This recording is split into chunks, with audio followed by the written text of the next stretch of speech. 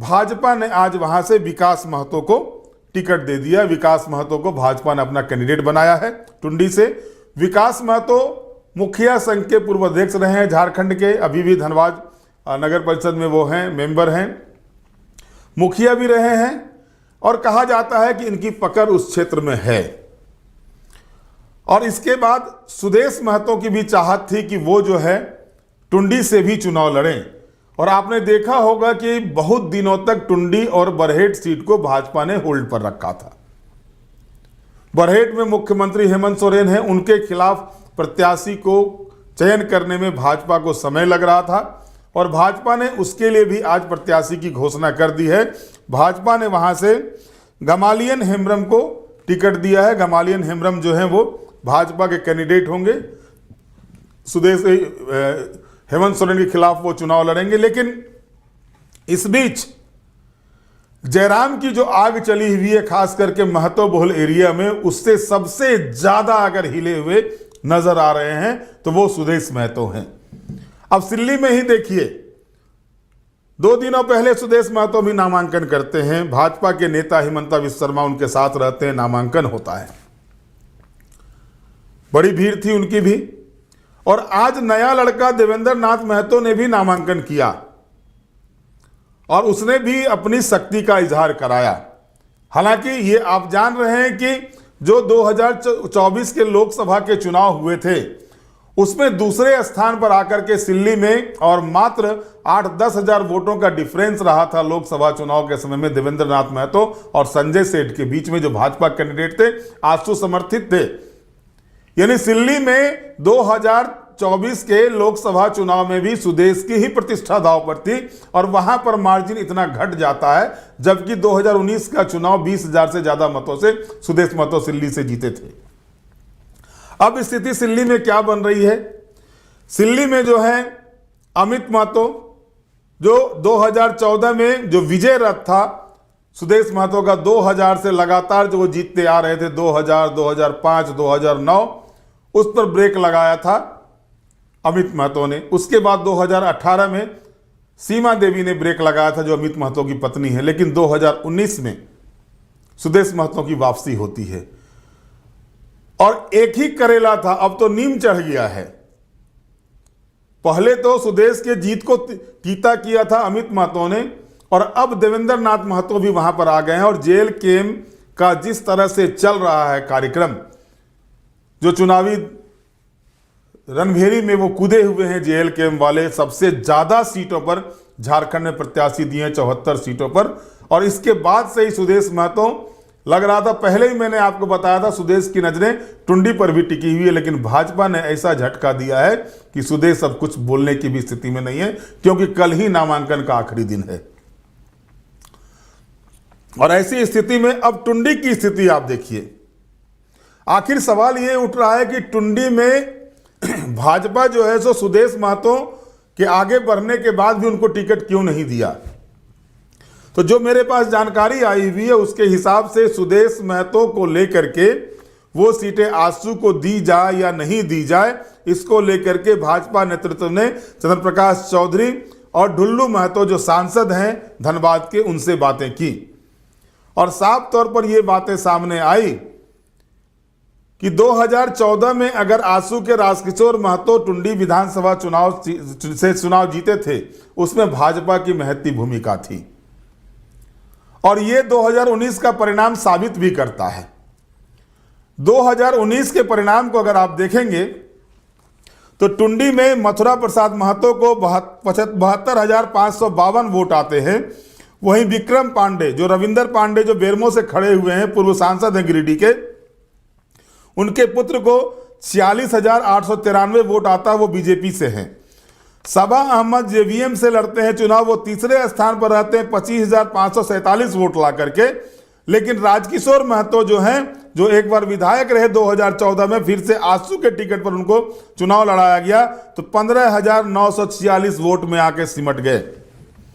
अब यहां आप देखेंगे तो भाजपा का वोट आजसू से 3 गुना ज्यादा है वहां पर। और इन सारे समीकरणों को मिलाया गया और जब यह देखा गया कि जब वो सीट भाजपा के कारण से ही निकल रही है, और तो गठबंधन में भाजपा क्यों नहीं अपने पास उस सीट को रखे। और नतीजा आपके सामने में है कि सुदेश महतो टीका चंदन लगा के रह गए, पत्र भी खरीद लिया उन्होंने, नामांकन पत्र भी खरीद लिया, टीका चंदन भी लगा लिया, लेकिन स्थिति क्या बनी कि उनको टिकट वहां वो नामांकन नहीं कर पाए। अब आपको हम बताते हैं अलग तरीके से कैसे वहां पर जो है सो स्थिति बनी बिगड़ी है। 2019 में बीजेपी के विक्रम पांडे को मिले थे, जो बताया मैंने आपको। बीजेपी को जब महसूस हुआ कि आजसू की यहां कोई पैठ नहीं है, साथ ही बीजेपी ने यह भी आकलन कर लिया कि सुदेश के खाते सीट देने से जेएलकेएम से उनके लिए नैया पार करना आसान नहीं होगा। सुदेश जो भी वोट लाएंगे वह बीजेपी के खाते का है, इसलिए आखिरी समय में बीजेपी ने जोर का झटका धीरे से दिया है। इस बार जेएलकेएम ने मोतीलाल महतो को टिकट दिया, जो टाइगर जयराम महतो का सेकेंड हैंड कहा जाता है। और आपको याद होगा, जैसा कि मैंने बताया था कि डुमरी क्षेत्र में जो लोकसभा चुनाव हुए थे, गिरिडीह से जयराम महतो चुनाव लड़े थे, उस दौरान सबसे बड़े रणनीतिकार जयराम महतो के मोतीलाल महतो थे और काफी मेहनत किया था। हालांकि डुमरी उनका गृह क्षेत्र था, जयराम महतो ने उनको टुंडी शिफ्ट किया है, लेकिन स्थिति यह है कि वहां पर आप अगर देखेंगे तो जेएलकेएम के डर से दूसरी सीट की ओर भाग रहे थे सुदेश महतो, लेकिन भाजपा ने उनको सिल्ली में ही रोक के रख दिया, सिल्ली से आगे उनकी गाड़ी को नहीं बढ़ने दिया है। अब अगर आप जातिगत आंकड़े को देखेंगे, जातिगत आंकड़े क्या कहते हैं, टुंडी विधानसभा क्षेत्र और सिल्ली विधानसभा क्षेत्र का जातिगत आंकड़ा अलग अलग है। यह कह देना कि महतो वोट से टुंडी का बेड़ा पार हो जाएगा तो गलत होगा, क्योंकि अगर वहां पर आप देखेंगे तो टुंडी में महतो की आबादी 14.3% है, जो चाणक्य का रिपोर्ट है।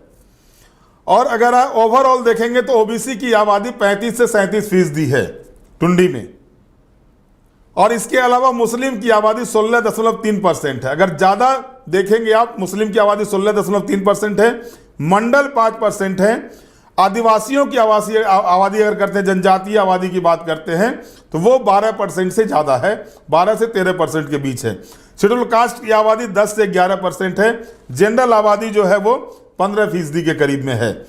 अब इसमें देखिए भाजपा को जो पिछले मर्तबा 46,893 वोट आए थे, जाहिर तौर पर जो एससी पर पकड़ है भाजपा की, एससी और जनरल की आबादी, साथ ही साथ साहू मंडल, ये जो वोट थे ये सारे वोट भाजपा के पक्ष में आए थे। लेकिन इस बार क्या हो रहा है कि महतो से 3 कैंडिडेट हो गए। मथुरा प्रसाद महतो जो 3 टर्म विधायक हुए, वहां से चुने गए 2005, 2009, 2019। और इसके बाद आप अगर देखेंगे तो विकास महतो जो हैं वो भी महतो जाति से आते हैं, और मोतीलाल महतो भी महतो जाति से हैं। जो त्रिकोणीय संघर्ष की दृश्य बन रहे हैं वहां पर टुंडी विधानसभा क्षेत्र में, इस और भाजपा ने हर चीज का आकलन किया, और हर आकलन करने के बाद भाजपा इस नतीजे पर पहुंची कि वो अपना कैंडिडेट ही देगी, और उसने आज कैंडिडेट की घोषणा कर दी। इसके बाद अब सवाल ये उठ रहा है कि टुंडी सुदेश क्यों जाना चाहते थे।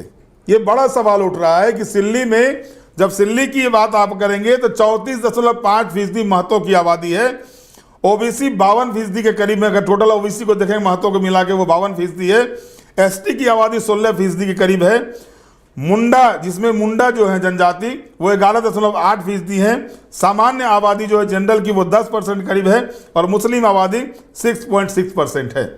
अब सवाल ये उठ रहा है कि अगर महतो वोट पर सबसे ज्यादा पैठ सुदेश महतो की है, तो 35% के करीबन जो महतो आबादी वाली क्षेत्र है, जहां से वो 4 टर्म विधायक हो गए, उस क्षेत्र को छोड़ करके वो टुंडी क्यों जाना चाहते थे, ये सवाल है। और इस सवाल का जवाब ये निकलता है, सच यह है कि सिल्ली में ही सुदेश महतो बुरी तरह से घिर गए हैं, इसलिए वे टुंडी पर बीजेपी की नाव पर सवार होकर किनारा पाना चाहते थे। जो जैसा कि मैंने बताया कि जो जानकारी मेरे पास आई थी उसके हिसाब से पूरी तरह से अगर आप देखेंगे, पूरा गौर करेंगे, पूरे विश्लेषण को देखेंगे, तो इसमें सुदेश महतो कहीं ना कहीं फिर एक बार टुंडी में फंसते नजर आ रहे थे और उनको लगा कि भाजपा की नैया पर सवार होकर के वो टुंडी में के माध्यम से विधानसभा पहुंच जाएंगे।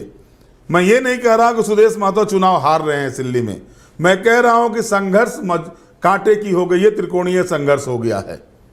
और जयराम महतो के लोगों ने, जयराम महतो ने जिस तरह से महतो वोटर्स को, जो महतो वोट वाले इलाके हैं, उस इलाके में जिस तरह से अपनी पैठ कायम की है, और इसका 2024 का चुनाव परिणाम इसकी ताकीद करता है, इसके बारे में बताता है। तो ये चीजें सामने आने के बाद सुदेश महतो हड़बड़ाए हुए थे, सुदेश महतो के मन में चिंता व्याप्त हो गई थी और इसलिए वो टुंडी की ओर जा रहे थे। आपको याद होगा जिस दिन घोषणा की जा रही थी सीट बंटवारे की, उस दिन सुदेश के चेहरे पर उतनी चमक नहीं दिखाई दे रही थी। मैंने उस दिन भी आपको विशेष में बताया था कि आखिर सुदेश महतो 2 घंटे तक अपने आवास पर हिमंता विश्वकर्मा के साथ बैठे रहे। यहां तक कि प्रेस कॉन्फ्रेंस भाजपा कार्यालय में रखा गया था, वो चाहते थे कि उनके आवास पर ही प्रेस कॉन्फ्रेंस हो, लेकिन भाजपा ने उनको लाया, भाजपा कार्यालय लाया। भाजपा कार्यालय में आकर के उन्होंने कहा कि हमें एनडीए को सत्ता में लाना है, इसके लिए काम करना है, सुदेश महतो का वर्जन था। और इसमें सीट किसको कहां मिलती है, नहीं मिलती है, तो ये जो लंबी खिंचाई हुई थी सीट बंटवारे को लेकर के, जो कहा जाता था कि भाई दुर्गा पूजा शुरू होगा, नवरात्रा शुरू होगा, सीट डिवीजन हो जाएगा, वो लेट क्यों हुआ था, उसके पीछे भी वजह यही थी। और जब मैंने बताया था कि बार्गेन पॉलिटिक्स जो चल रहा था एनडीए के भीतर में, एनडीए के भीतर बार्गेन पॉलिटिक्स करने वाले भी आजसू पार्टी ही थी, और उसी का परिणाम है कि अब देखिए आप कि जब सारे सीटें हो गई, अब भाजपा को लगने लगा कि भाई हमारा वोट उससे ज्यादा है, हमारे पास हमारे कैंडिडेट को 47,46,893 वोट आते हैं और आजसू के कैंडिडेट को अकेले लड़ने पर 15,946 वोट आते हैं, वो चौथे स्थान पर जाती है। तो आखिरकार हम क्यों उस सीट को छोड़ें, और यही तय हुआ। भले ही वो टीका चंदन लगा के तैयार हो, नामांकन पत्र लेके तैयार हो, लेकिन हुआ यही। और जो झटका दिया है भाजपा ने अब सुदेश से के पास, इसका कोई जवाब नहीं सूझ रहा और जवाब देने की स्थिति भी नहीं है, क्योंकि जेल केम अगर किसी को सबसे ज्यादा परेशान कर रहा है तो वो आजसू पार्टी ही है, क्योंकि उस वोट बैंक पर जेल केम सेंधमारी सबसे ज्यादा कर रहा है, जो परंपरागत रूप से देखा जाता था कि आजसू पार्टी के फेवर में आता था, जो आजसू पार्टी को 1 से 2, 2 से 6 सीटों तक पहुंचाया था।